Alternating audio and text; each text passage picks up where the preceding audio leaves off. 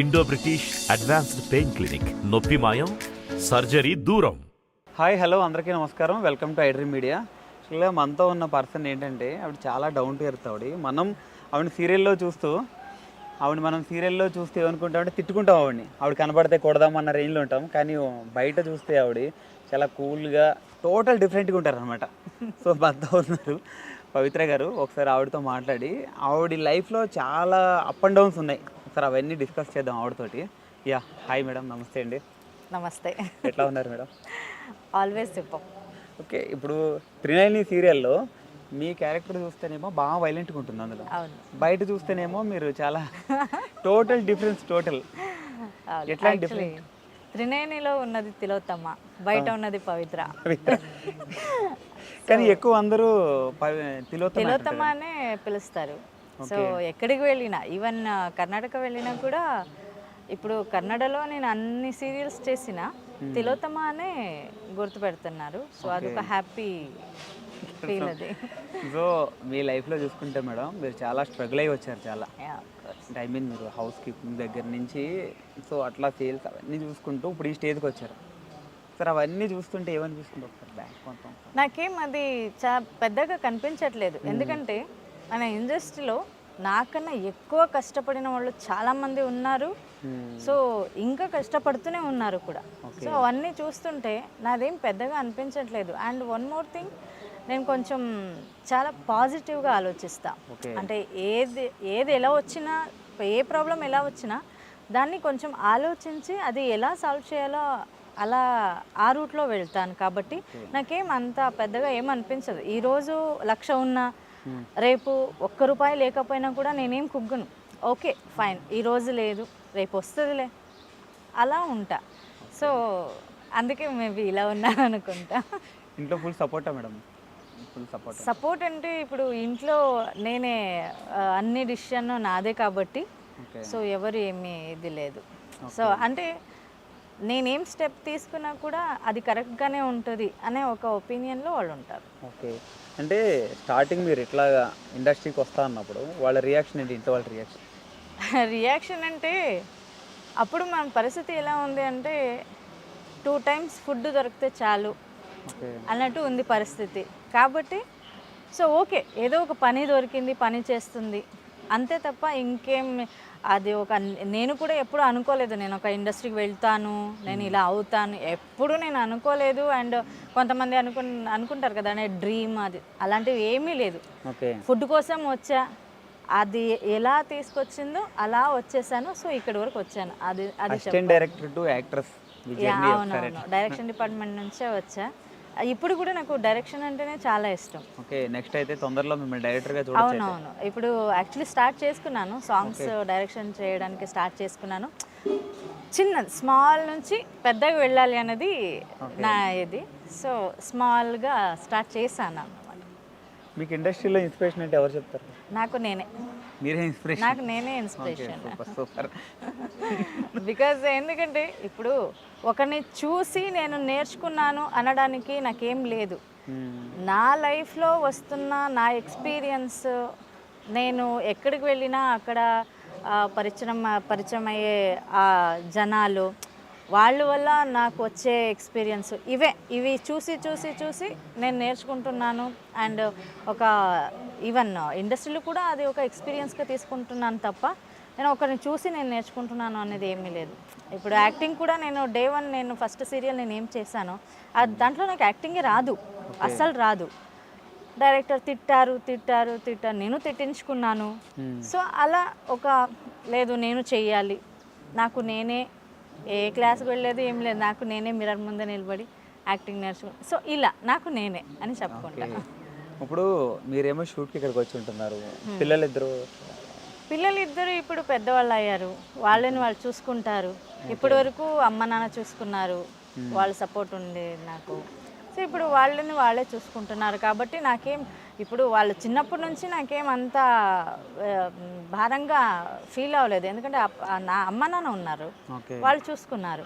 Okay, so కాబట్టి ఇప్పుడు అంటే పిల్లలకి మీరు పడిన కష్టం అది తెలుసు కాబట్టి పిల్లలకి నేనంటే ఏంటి, అండ్ లైఫ్ అంటే ఏంటి అనేది నన్ను చూసి పిల్లలు నేర్చుకున్నారు. లైఫ్లో ఎలా ఉండాలి, ఎవరితో ఎలా ఉండాలి అనేది పిల్లలు నన్ను చూసి నేర్చుకున్నారు. ఇప్పుడు అంటే మీ మదర్ గారు అమ్మ అంటే అందరికీ ఒక ఇన్స్పిరేషన్, ఒక ఎమోషన్. అవునవును. సో మీ అమ్మగారి నుంచి మీరు ఏం నేర్చుకున్నారు, పిల్లలకి ఏమి? అమ్మ నాకు ధైర్యం ఇచ్చారు. అమ్మ అంటేనే నాకు ధైర్యం. ఎందుకంటే నేను బిఫోర్ ఒక ఇంటర్వ్యూలో చెప్పాను, నేను యాక్చువల్లీ సూసైడ్ అటెంప్ట్ కూడా నేను చేసుకున్నాను, నేను లైఫ్లో నేను ఫేస్ చేయలేను అని. అప్పుడు నాకు ధైర్యం చెప్పిందే మా అమ్మ. ఎందుకు సూసైడ్ అటెంప్ట్ అంటే సమ్ టైం ఏమైపోతుంది అంటే సమాజంలో ఒక ఆడపిల్ల ఒంటరిగా బ్రతకాలి అనుకుంటే మనం ఏం తప్పు చేయలేనా కూడా కొంతమంది ఏమంటారు, తప్పు చేశారు ఏదో అలా ఇలా మాట్లాడతారు కదా. సో అలాంటివి ఫస్ట్ టైం విన్నప్పుడు అప్పుడు అలా అనిపించింది నాకు. అరే తర్వాత అనుకున్నా, అది నా లైఫ్, ఇది నేను బ్రతుకుతున్నా, నేను కష్టపడుతున్నా, నేను అన్నం తింటున్నా, వాళ్ళెవరో అంటే నేనెందుకు భయపడాలి, నా మీద నాకు నమ్మకం ఉండాలి తప్ప ఎవరికో ఎందుకు వాళ్ళ నమ్మకం నాకెందుకు అవసరం కదా. ఇప్పుడు ఇన్ని చెప్తున్నవారు మీరు ఎందుకు అటెంప్ట్ చేశారు అంటే అదే అలా అన్నారు కాబట్టి అది వినలేక సూసైడ్ అటెంప్ట్ నేను చేసుకున్నాను. ఓకే, సూసైడ్ అటెంప్ట్ చేసుకున్నాను ఎందుకంటే ఆ ధైర్యం అప్పుడు లేదు నాకు. ఓకే, అప్పుడు అమ్మ నాకు ధైర్యం చెప్పింది. ఓకే, అమ్మ ఒక ధైర్యం. అమ్మ ఒక ధైర్యం. పిల్లలకి మీరు ఏం చెప్తారు? నా పిల్లలకి ఒక అమ్మగా పిల్లలకి మీరు ఏం చెప్తారు? మంచిగా ఉండాలి. ఎవరైనా కష్టం అని మీ దగ్గరికి వస్తే మీ చేతిలో ఎంత అవుతుందో అంత హెల్ప్ చేయండి, అది డబల్ మీకు రిటర్న్ వచ్చేస్తుంది, తిరిగి వస్తుంది. అది నేను పిల్లలకి నేర్పించింది అయితే ఇదే. వాళ్ళు ఫ్రీడంలో వాళ్ళు ఉంటారు, వాళ్ళు డిసిషన్ వాళ్ళే తీసుకుంటారు. అంటే ఆ డిసిషన్ కరెక్టా రాంగా అనేది నన్ను అడుగుతారు. అది కరెక్ట్ అంటే కరెక్ట్, రాంగ్ అంటే రాంగ్. సో పిల్లలకి ఫ్రీడమ్ ఇవ్వాలి, కానీ మొత్తం ఫ్రీడమ్ ఇవ్వడం కూడా తప్పే, కానీ ఎంతవరకు ఇవ్వాలో అంతవరకు ఇవ్వాలి. వాళ్ళని మీరు ఇలా ఉండాలి అని చెప్పడం వరకు అంతే. నేను అలా ఉంటానా లేదా అనేది వాళ్ళది. మీ లైఫ్ ఒకసారి వెనక్కి తిరిగి చూసుకుంటే మేడం, మీ లైఫ్లో మీకు ఏది ఈజీగా రాలేదు. అవును, అన్నీ మీరు కష్టపడే తెచ్చుకున్నారు అన్నీ. సో ఆ స్ట్రగుల్స్ అవి చూస్తుంటే చాలా ప్రౌడ్గా ఫీల్ అవుతాను నేను చాలా. ఎందుకంటే ఏ సపోర్ట్ లేకుండా నన్ను నేను నమ్ముకొని నేను ఇక్కడి వరకు నేను వచ్చాను అనేది నా అచీవ్మెంట్. ఓకే, అంటే ఒకనొక టైంలో తెలుగు నాకు మాట్లాడడం రాదు, తెలుగు అర్థం అవట్లేదు అని వెనక్కి వెళ్ళిపోయింది మీరు. ఇప్పుడు ఇంతమంది తెలుగు ప్రజలతోటి శబాష్ అనిపించుకుంటున్నారు మీరు మీ యాక్టింగ్తో. అది నిజంగా అదైతే నాకు ఆ రోజులు ఇప్పుడు గుర్తుకొచ్చిన నాకు నవ్వు వస్తుంది. ఇలాగే ఫస్ట్ సీరియల్ కూడా నేను అన్నపూర్ణ సీరియల్లే, నిన్న Pelladata. Early morning 3 o'clock shooting జరుగుతుంది. నా వల్ల కాదు, నన్ను వదిలేయండు అని నేను. సో నిజంగా ఆ రోజుకి ఈ రోజుకి చాలా చాలా చేంజెస్ అయిపోయింది నాలో, చాలా చేంజెస్. ఇప్పుడు నేను తెలుగులోనే సాంగ్స్ చేస్తున్నా, తెలుగు మాట్లాడడం రాదని భయపడి తెలుగు రాస్తున్నా, తెలుగు చదువుతున్నా. అంటే అదొక ఛాలెంజ్గా నేను తీసుకున్నా. ఎందుకంటే ఆ రోజు ఒక 3-4 ఆర్టిస్టు నా ముందే మాట్లాడారు కాబట్టి, ఆ మాట నేను విన్నాను కాబట్టి, సో అప్పటి నుంచి నేను ఛాలెంజ్గా తీసుకున్నా. అది వితౌట్ ప్రాంప్టింగ్ కూడా నేను డైలాగ్ చెప్తాను. సూపర్. నేను చూసాను. నువ్వు ఒక సాంగ్ ఏమన్నా మా అభిమానుల గురించి, మీ అభిమానుల గురించి ఒక పాట ఏమన్నా పాడతారా? నేనా అభిమానులు అవుతారా ఏమని అనుకుంటే? లేదు పర్లేదు, పాడండి. అందరు మీలో ఉన్న ఈ టాలెంట్ కూడా జనాలకు తెలుస్తుంది. అయ్యో, టాలెంట్ అని ఏం లేదు. అప్పుడు అంటే ఒక టైంలో నాకు తెలుగు రాదు అని భయపడింది మీరు, ఇప్పుడు పాటలు కూడా పాడి స్టేజ్కి వచ్చారు. ఇప్పుడు అవును, ఒక ప్రౌడ్ మూమెంట్ కదా. నాకు అంతఃపురం సాంగ్ చాలా ఇష్టం, సౌందర్య నా ఫేవరెట్. Okay, super. సో అసలేం గుర్తుకురాదు నా కళ్ళల ముందు నువ్వు ఉన్నగా, అసలేం తోచదు నాకు ఓ నిమిషం కూడా నిన్ను చూడక, నీలో ఉందే నా ప్రాణం అది నీకు తెలుసునా, పున్నా నేను నీ కోసం. Thank you. సూపర్. అంటే మామూలుగా పాడడం వేరే, ఫీల్ అవుతూ పాడడం వేరే. ఆర్టిస్ట్ కాబట్టి ఆ ఫీల్డ్లో ఒకరు ఉంటారు కాబట్టి. ఓకే, మీ లైఫ్లో ఒక మర్చిపోలేని బ్యాడ్ మూమెంట్ అంటే ఏం చెప్తారు? చాలా ఉన్నాయి అలాంటి మర్చిపోలేని. అంటే ఇప్పుడు కూడా ఆ గుర్తొస్తుంటే కొంచెం ఉలిక్కి పడతాం. మర్చిపోలేని బ్యాడ్ ఇన్సిడెంట్ ఉంది. అంటే నా పిల్లలు ఇంకా చిన్న పిల్లలు.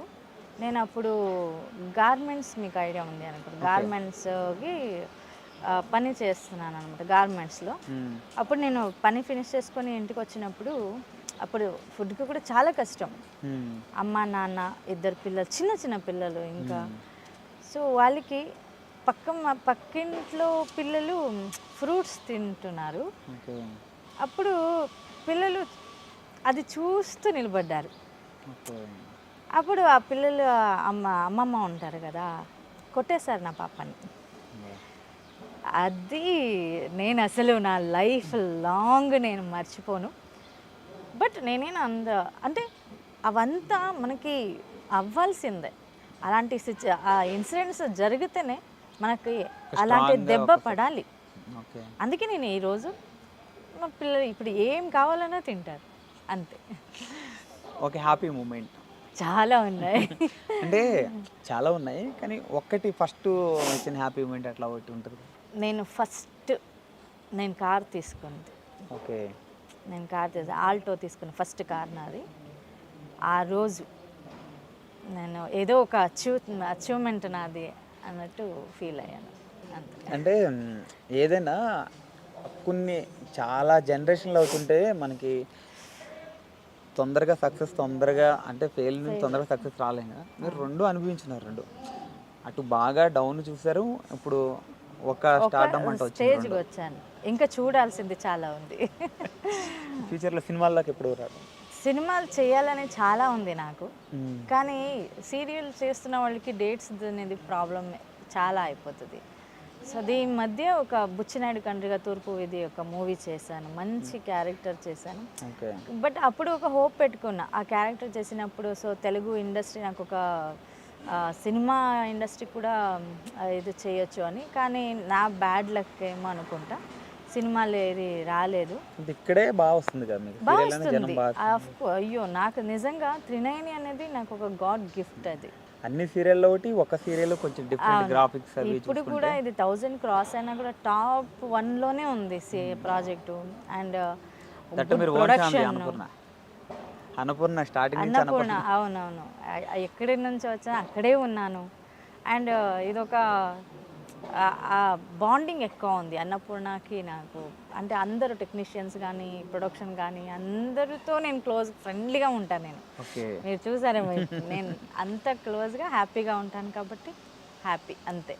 ఓకే, మీ లైఫ్లో బిగ్ డ్రీమ్ అన్నది ఏం లేదు. ఏదైనా ఒక డ్రీమ్ మీ లైఫ్లో, మంచి డైరెక్షన్ చేయాలి అన్నది, డైరెక్టర్ అవ్వాలి అన్నది, డైరెక్టర్ పవిత్ర జయరాం అనే పేరు నేను తెచ్చుకోవాలి అన్నది ఒక ఆశ ఉంది. సక్సెస్ఫుల్గా మీరు అనుకున్న డ్రీమ్స్ అన్నీ ఫుల్ఫిల్ అవ్వాలని, అవుతాయి కూడా. ఎందుకంటే మీరు ఎవరి మీద డిపెండ్ అవ్వకుండా మీకు మీరే కష్టపడుతూ చేస్తున్నారు ఏదైనా కానీ.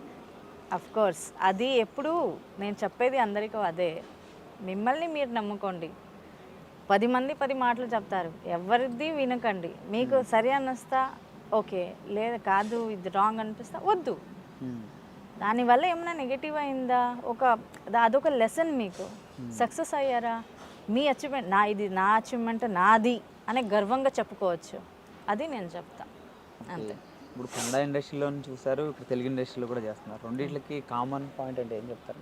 కామన్ పాయింట్ నాకు ఏం అంత తేడా కనిపించలేదు. సో అక్కడ ఎలా ఉందో ఇక్కడ కూడా అలాగే ఉంది. అండ్ కన్నడ ఇండస్ట్రీ యాక్చువల్లీ చెప్పాలంటే మన తెలుగు ఇండస్ట్రీ కన్నడ ఆర్టిస్టులు చాలామంది ఉన్నారు. సో అందరికీ అన్నం పెడుతుంది Telugu industry. So Kannada industry మమ్మల్ని పెంచింది కన్నడ ఇండస్ట్రీ, మన టాలెంట్ని బయటకు తీసుకొచ్చింది కన్నడ ఇండస్ట్రీ. సో అది తీసుకొచ్చి అన్నం పెడుతున్నది తెలుగు ఇండస్ట్రీ. సో రెండిటికి నీకు చాలా రెస్పెక్ట్ ఉంది. Super madam, super. Thank you so much madam. Thank you for giving interview madam. Okay, thank you. Yeah, ఇది మన తిలోత్తమ్ గారితో special chit chat. Yeah, this is Venky signing of.